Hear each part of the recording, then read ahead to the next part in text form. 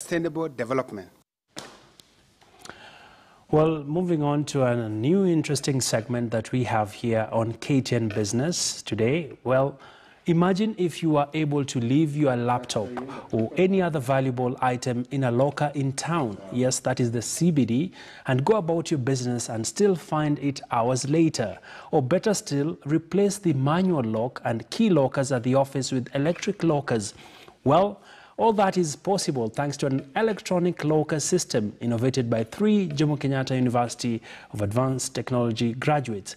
Brian George Otieno brings us the first episode of the Innovator segment on Business Today, featuring Beba Beggie. Take a look. For most people going about their business within Nairobi Central Business District, it is difficult to move around with valuables within the hustle and the bustle of the city. It is this challenge that innovators from JKUAT are seeking remedy to through the introduction of short-term storage lockers. Meet our innovators of the week. Charles Oduk, the CEO and founder of Paic Limited, a tech startup that deals in engineering and electronic solutions. He is the brains behind Beba Beggie, an electronic lockering system that together with 2 others, Cleopas and Chris, they put together in just 7 months. So the inspiration behind this entire journey I started since I was in high school. I did mechatronics engineering at JKUAT. I went to Kanga High School, and then after that I started realizing that I actually needed to create tech solutions that could actually benefit the African people. Beba Beggie first came to Africa Stocking.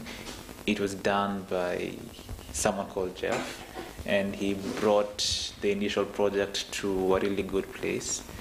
And now it was up to me to now take what he'd done and more or less fine-tune it and make it capable of handling much more scenarios than was. What I concern myself about these lockers is the electronics behind it and how it all works.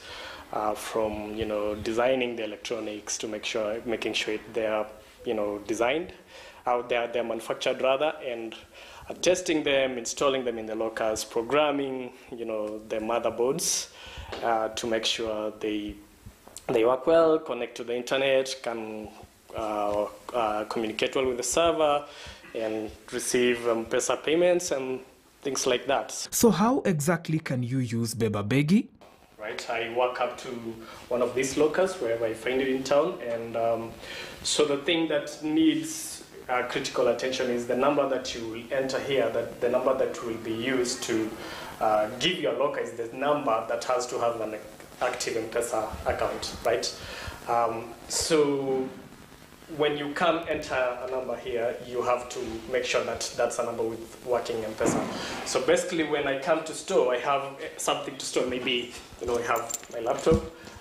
You come prompt the locker for storage. It will find all the available spaces. It will find all the available lockers because assuming some of these are taken, it will give you an option to select the size that you would want, right? So here we have only medium sizes, you would go with that. And then enter now, it will prompt you to enter the M-Pesa number that I mentioned before. So you do, for instance, my number.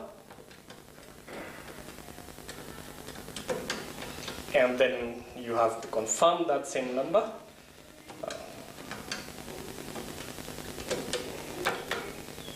And the system should automatically give you locker booking, where now you can proceed, put and store your stuff. And close it like so. And once the locker is locked, no one else can access that until you come and retrieve it as you wish. So say I've gone about my business and I'm back, I want to get my things.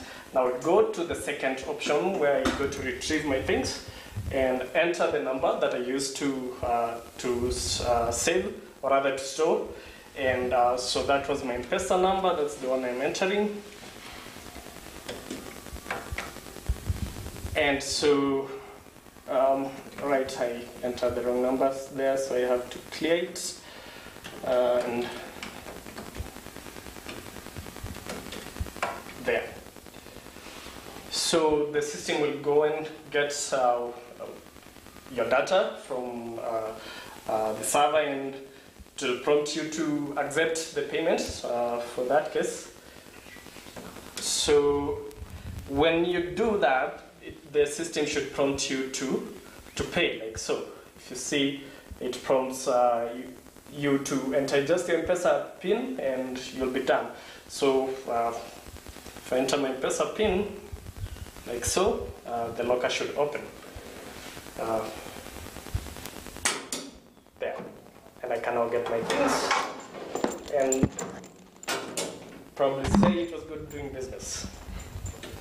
Is there a market for the product? If a customer wants to buy the entire unit just like that, we can sell the unit. That is ranging between 30 to 70, 80, depending on what you want. This, Charles intimated, was not his first shot at innovation, as he has participated in other exhibitions and expos.